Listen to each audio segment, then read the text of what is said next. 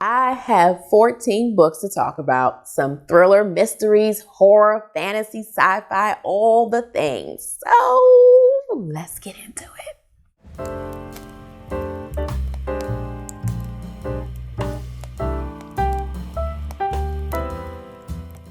Hello, hello, hello. My name is Nakia. Welcome to my channel.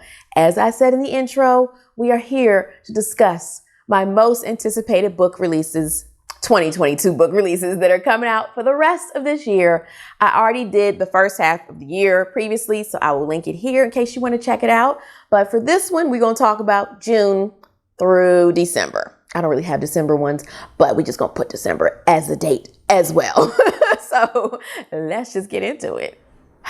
Now, I'm not going to lie. This is my second time filming this video.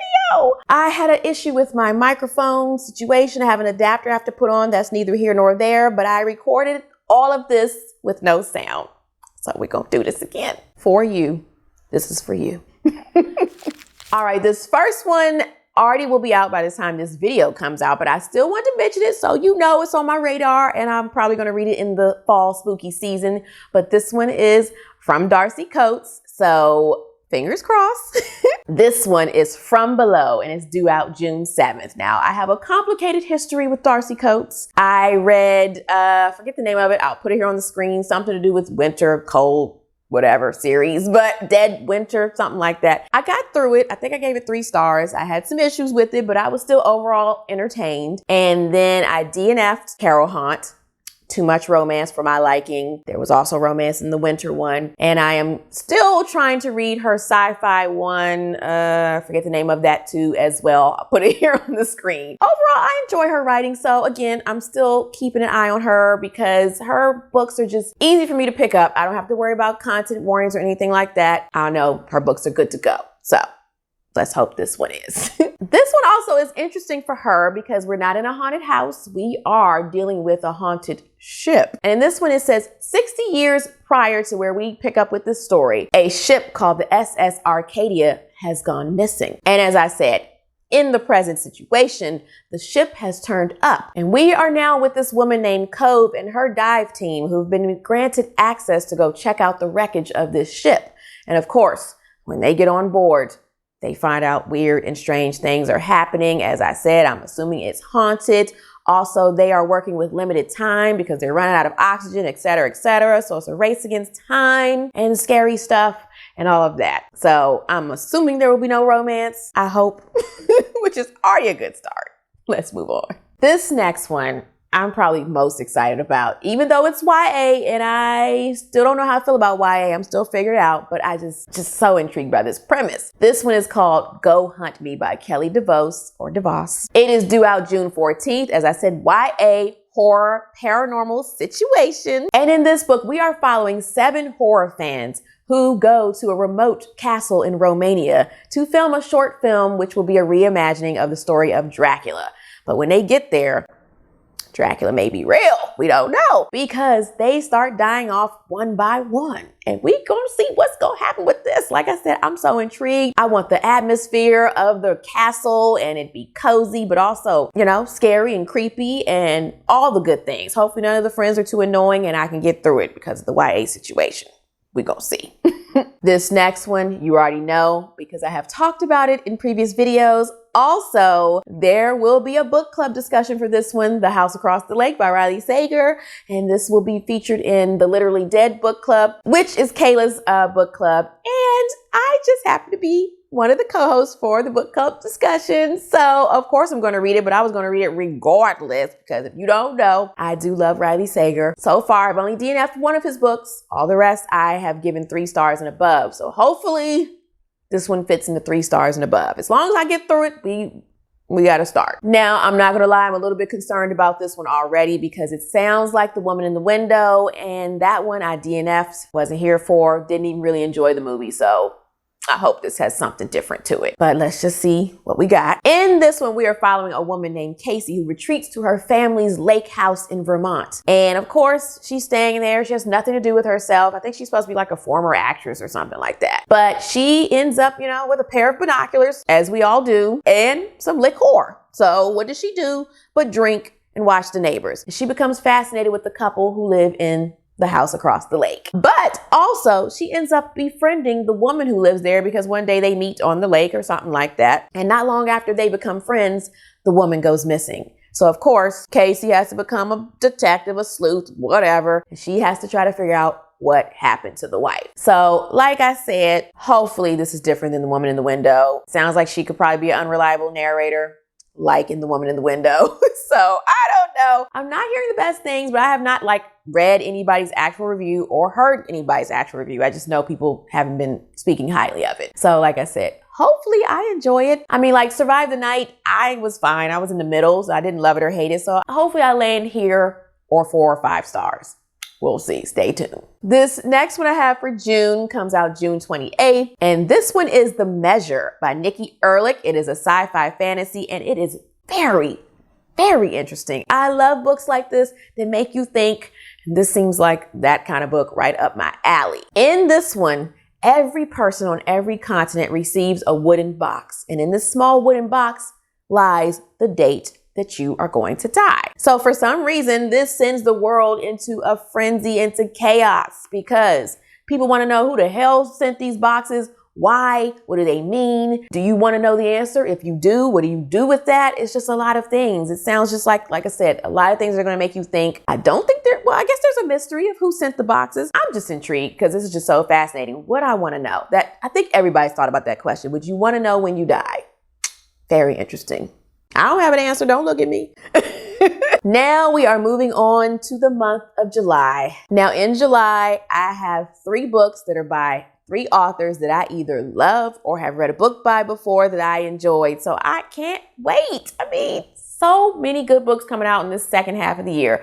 Starting off with The It Girl by Ruth Ware. Now, Ruth Ware, I would put up there as one of my favorite authors. I have read 4 of her books, I believe, and I have enjoyed every single one. They've all been 3 stars or above. I have never DNF'd one of her books. So yes, she would be one of my favorite mystery thriller authors. And of course, The It Girl is a mystery thriller. What else would she do? Think I said, not sure, but this one is due out July 12th. Now, in this one, we have 2 friends, a woman named Hannah and April, who meet at Oxford University. Fancy. Oh, yes.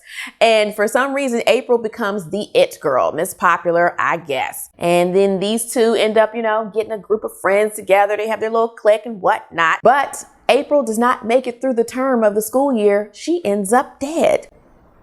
Scandalous. And so naturally, we fast forward 10 years and Hannah finds out that the man who was convicted of April's murder dies in prison. But then she also finds some evidence that maybe he was not guilty of the crime. So then who did it? Clearly it was one of these friends, because why else would we be here? Hopefully I enjoy this because I'm not really a fan of academic situations. I don't know. I guess because I'm just so far removed from school, I just don't really find it interesting. But I'm trusting Ruth Ware because I've enjoyed all of her books, as I already said. So we shall see. Next up, we have an author who I guess you would call an auto-buy author for me. I hear that in the streets. I am speaking of Blake Crouch, and this is his new novel called Upgrade. Soon as I heard he had a new book coming out, it was like already adding it to the anticipated books. I don't need to know anything. That's him for me. I don't need to know nothing. It's Blake Crouch. It's a sci-fi thriller. I'm already here for it. If you don't know, Recursion was one of my favorite books of 2021. I also enjoyed Dark Matter. I'm planning to read Wayward Pines, but again, love him. So let's just find out about this one. This one is also due out July 12th. It's gonna be a busy day. I can't read them all at once. Gotta spread them out.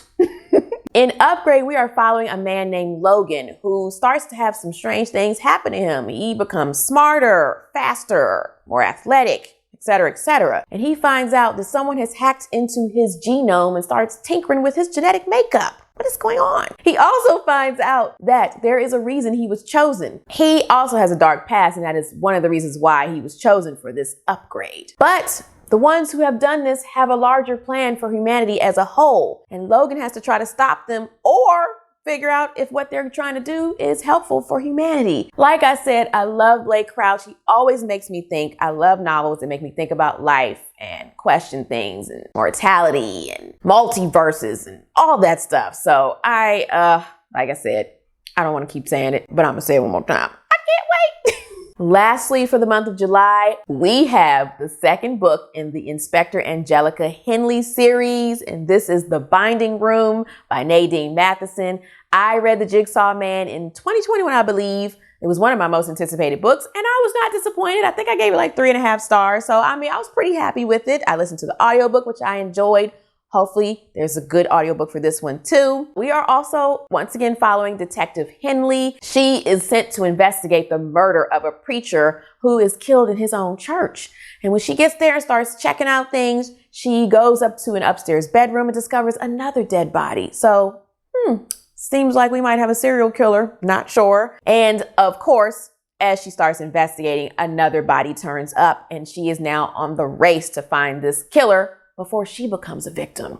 Now, you know, or maybe you don't, but I'm telling you, I am not really here for the gruesome true crime type of things. But if I'm going to read about a serial killer, I want to be from the perspective of the cops, looking for them, piecing together things. I know a lot of people don't like stories from the perspective of cops. I do.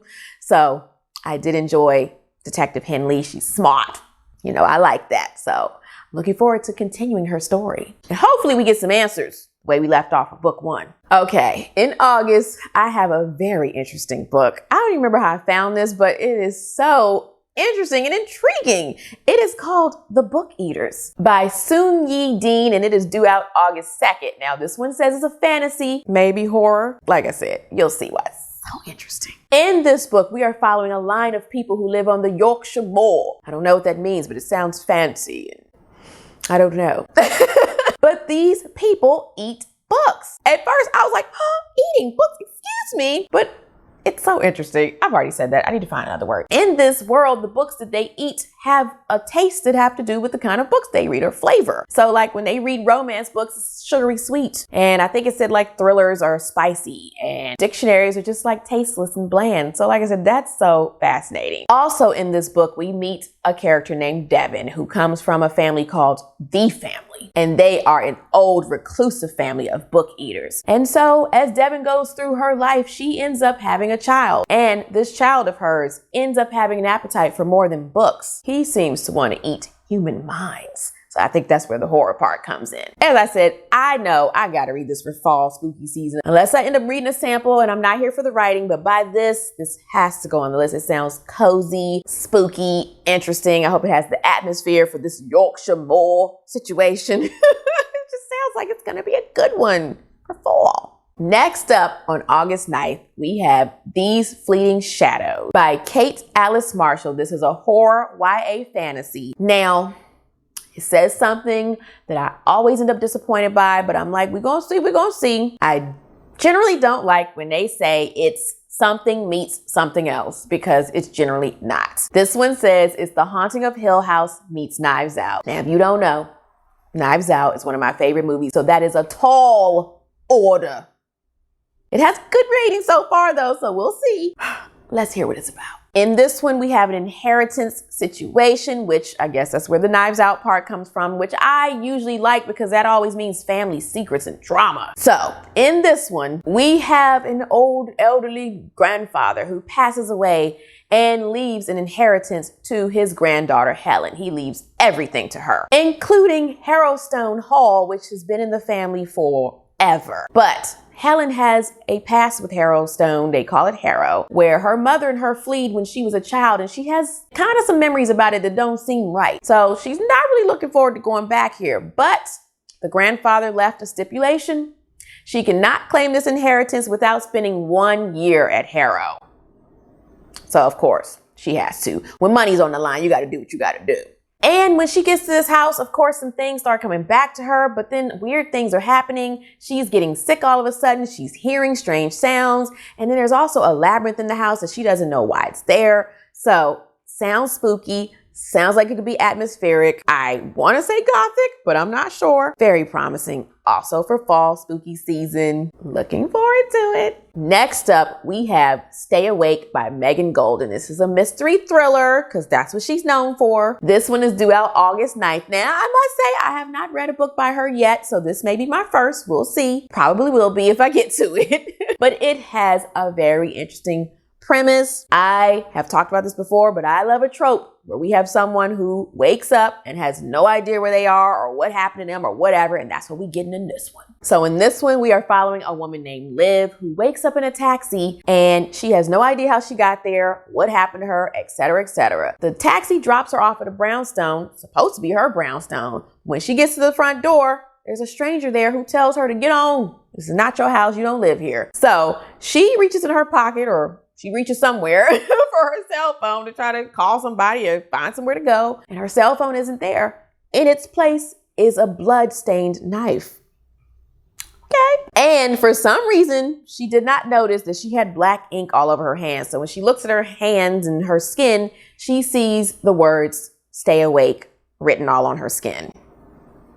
Very interesting. Now, we also find out that there is a murder that she sees on the news. And at this crime scene, written in the victim's blood on the wall, are also the words "stay awake." So Liv has to try to figure out what happened to her. Did she do something? Is she a murderer? Oh, so many things, mysteries. Hopefully it's a good twist to it. Sounds promising. And lastly, for the month of August, at the end of August, on August 30th, we have Amari and the Great Game by B.B. Alston. I can't wait. Like, I follow him on Instagram and I'm always checking it. I'm like, oh, can't wait. Look at the artwork. It already just looks delicious. This is the second book in the Supernatural Investigation series. If you don't know, I read Amari and the Night Brothers earlier this year, I believe, but I gave it 5 stars. I loved it. This is an urban fantasy middle grade series where Amari finds out that she has some magical abilities. She goes to this school. All of that was in book 1. Book 2 is continuing things. There were some mysteries and sinister things going on that we found out about in book 1, and all of that continues in book 2. So I can't say anything else because it's a sequel and I don't want to give anything away. But as I said, this is probably my most anticipated book for the second half of the year. Now for September, I only have one that I'm most looking forward to. These are not all the books I'm looking forward to. I will link to my Goodreads 2022 anticipated releases shelf down below so you can go check out all the books I have listed. These are just the ones that I am most looking forward to because I don't want this video to be too long. So again, this one comes out September 6th and it's another Darcy Coates. Yes, I said it. This one seems more like her typical haunted house type of story. The thing that makes this one different though is that it takes place at a winery. Is there going to be wine? I hope so. I'll have some wine while I read it. I'm not sure if I said, but this is Gallows Hill. As I said, her typical horror haunted house situation. Now in this story, we have Gallows Hill Winery, which has been in the Hull family for generations, for a long time. And we have Mr. and Mrs. Hull, who one evening go to sleep and by morning, they're dead. Sounds so messed up that way. Now, their daughter, Margot, ends up inheriting the winery, but she doesn't want anything to do with it. She's not interested. I'm not quite sure why. Maybe she knows some things are not right with this place, but because it becomes an inheritance, she has to go check things out. It may be like Home Before Dark where she's going to try to sell it. I don't know. But of course, when she gets there, she starts seeing things and hearing things that lead her to believe that this place is cursed and that her life could be in danger. So we're going to see. Hopefully I enjoy this one and there's no romance because that's one of my main problems with her book. So we'll see. All right. In October, I have a book by another one of my favorite authors, John Mars. I just automatically added this because I love his writing, but this one is one of his mystery thrillers and I have not read a mystery thriller of his yet. I generally love his sci-fi thrillers, so hopefully I will like this one and it's not too dark. This one is called Keep It in the Family and it's due out October 18th. Now in this one, we have a couple, Mia and Finn, who buy this derelict old house that they're going to renovate and turn it into their dream home. While they're working on the renovations, Mia finds a message written on like the floorboard or something. And the message says, "I will save them from the attics." So she's like, what's up in the attic? So her and her husband go up into the attic to investigate and they find out that their house was once a house of horrors. Now, Mia ends up getting pregnant and having a baby. And I guess after she has this baby or while she's pregnant, she just becomes obsessed with finding out what happened in this house. Now, as she goes digging and finding more things, she finds out that her family may now be in danger. Now, I'm a little concerned about this house of horrors situation. I hope it doesn't get too dark. You know, I have my limits, so I'm going to trust this one. We'll see. I'm going to check the content warnings and stuff as it gets closer and we'll see. But as of right now, I'm really looking forward to it. And lastly, in the month of November, on November 8th, we have a book by Lisa Unger. Now, I just experienced her writing when I read her novella, The Sleep Tight Motel, and I really enjoyed that. I think I gave it 4 stars. So I am looking forward to this one. This one is Secluded Cabin Sleep 6. It is a typical thriller mystery, but it says it is a locked room thriller. Now, you know, those are some of my buzzwords, locked room, because we got a few suspects or a few people that we need to keep our eye on and figure out what's going on. I love it. I love a puzzle. Love trying to figure out something. Now, in this story, we have a woman named Hannah who has a brother. He's like a tech mogul or something like that, who finds this cabin listing. It is supposed to be a luxury cabin complete with a personal chef and everything. So he gifts this cabin to his sister Hannah for her birthday. And she takes this weekend trip with her husband, boyfriend, something like that, and 2 other couples. So we got 6 folks on this trip. Now, when they get there, a storm comes along and the personal chef tells them that this cabin has some secrets. And then she also ends up finding out that the people that are on this trip have secrets and lies, things they're hiding. So then she doesn't know who she can trust. Can she even trust her brother? Why'd he give her this trip? What's going on? Why does the chef know things? Why is he telling them things? So many questions. Hopefully we get some good answers. I am looking forward to it, as I am all the rest of these. Now, these books are tentative because I always read a sample of someone's writing or a sample of the book to see. Now, of course, if it's an author that I already know and love, you can know it's written in stone, but hopefully I get the time to read it this year. But some of these other writers that I do not know, I will be checking them out first and see. So you'll just have to stay tuned to see what I get into. Now, as I said, I didn't have anything for the month of December. So if you know of any books for the month of December that you think I may be interested in, you can always let me know below. And also let me know in the comments if you're looking forward to any of these books, or if you don't have a comment and you just want to let me know you made it this far in the video and or show me some love, you can leave me some kind of green plant emoji for my plant situation here. This one's not real. That one there is. So yeah, and for my green shirt, I'm just feeling the green nature-y situation. So, and as always, ways you can support me are always linked down below. As I said, I'll have my Goodreads for my 2022 anticipated releases linked below as well. Because I do also have books on there that don't have release dates yet. So those are on there also. And I think that is it, ladies and gentlemen. So until next time, snuggle up in your hideaway with a good book, unplug as much as possible, be kind to all kind, and I will see you in the next video. Bye.